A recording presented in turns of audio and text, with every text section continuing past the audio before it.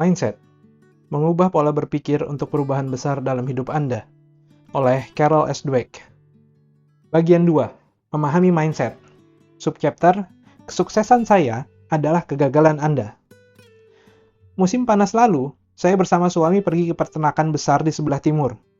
Ini pengalaman yang benar-benar baru karena di antara kami belum pernah ada yang berhubungan dengan kuda. Suatu hari, kami mendaftarkan diri dalam kelas memancing. Kami diajar oleh seorang nelayan bertampang koboi yang luar biasa. Dia berusia 80 dan menunjukkan pada kami cara melempar tali pancing, kemudian melepaskannya.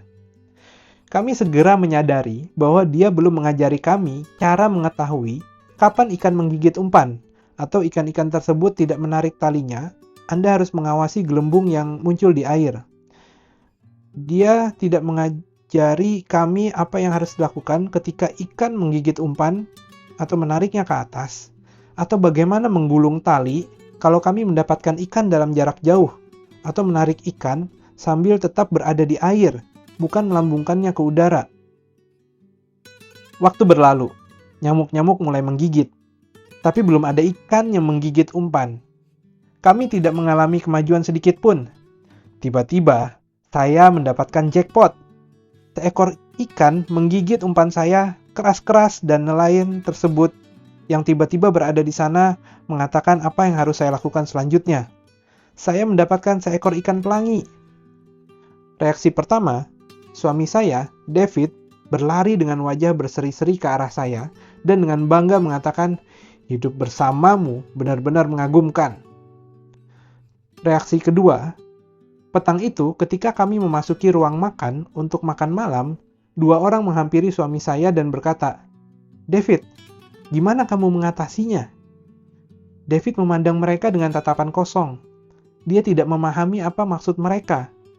Tentu saja dia tidak memahaminya. Dia adalah orang yang menganggap keberhasilan saya mendapatkan ikan sangat mengagumkan. Mereka berharap agar David merasa minder. Kemudian mereka menjelaskan apa sebenarnya makna kesuksesan saya bagi mereka. Bahwa kesuksesan saya adalah kegagalan bagi mereka. Lanjut ke subchapter, mengelak, curang, dan menyalahkan bukan resep untuk sukses. Selain betapa traumatiknya arti sebuah kemunduran bagi orang bermindset tetap, mindset ini tidak memberi Anda resep yang baik untuk mengatasinya. Kalau gagal berarti Anda tidak punya kompetensi atau potensi. Bahwa Anda adalah kegagalan itu sendiri. Kemana Anda harus melangkah?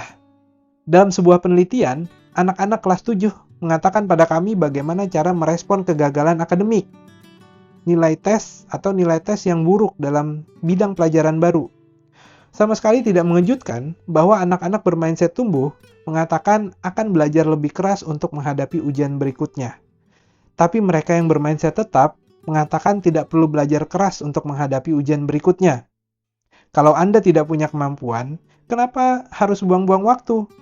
Dan mereka mengatakan akan secara sungguh-sungguh memikirkan untuk berbuat curang. Kalau tidak punya kemampuan, demikian pikir mereka, Anda harus mencari cara yang lain. Alih-alih berusaha belajar dari kegagalan dan memperbaikinya, orang-orang bermindset tetap hanya berusaha memperbaiki harga diri mereka.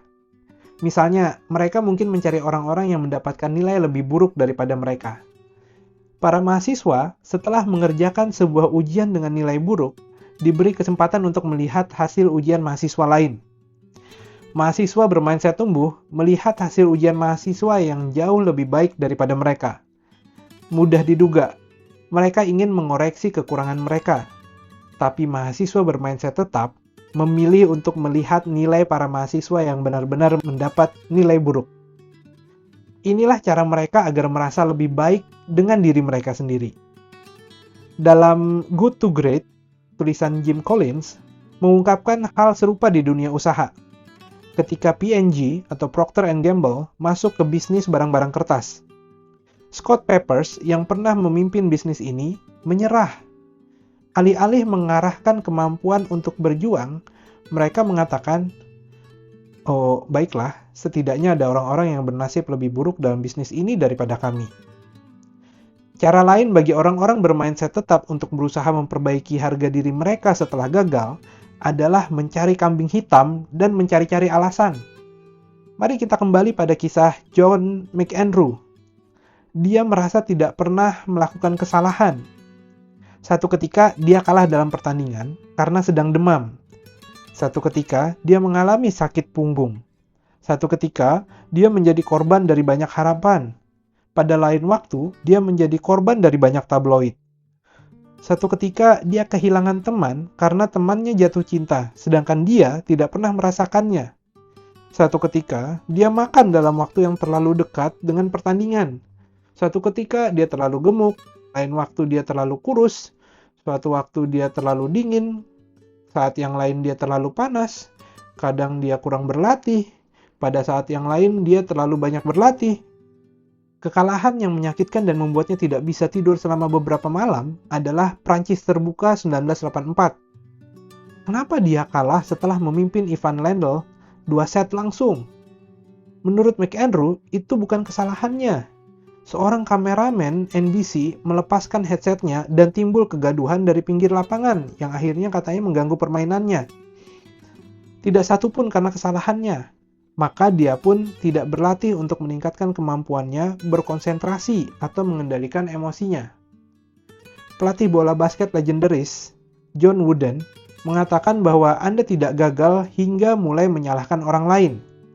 Maksudnya, Anda masih dapat terus menjalani proses belajar dari kesalahan-kesalahan tersebut hingga Anda menyangkalnya. Ketika Enron, raksasa energi, gagal tumbang karena budaya arogansi, salah siapa ini? Bukan salahku, kilah Jeffrey Skilling, sang CEO dan pendiri yang jenius. Ini kesalahan dunia. Dunia tidak mengapresiasi apa yang Enron coba lakukan. Bagaimana dengan investigasi Departemen Kehakiman tentang penipuan besar-besaran yang dilakukan perusahaan? Ini adalah perburuan penyihir. Jack Welch, CEO bermindset tumbuh, menunjukkan reaksi yang benar-benar berbeda terhadap salah satu kegagalan General Electric. Pada 1986, General Electric membeli Kidder, Peabody, dan sebuah perusahaan investasi perbankan di Wall Street. Segera setelah terjadi transaksi, Kidder dan Peabody dihantam skandal perdagangan besar yang dilakukan orang dalam.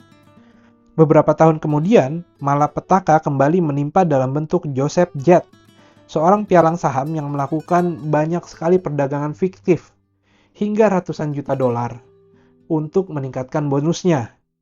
Welch menelpon 14 kolega terpentingnya di GE untuk mengatakan berita buruk tersebut dan meminta maaf pada mereka secara personal. Saya menyalahkan diri sendiri atas malapetaka tersebut, ungkap Welch. Berlanjut ke subchapter berikutnya, yaitu mindset dan depresi.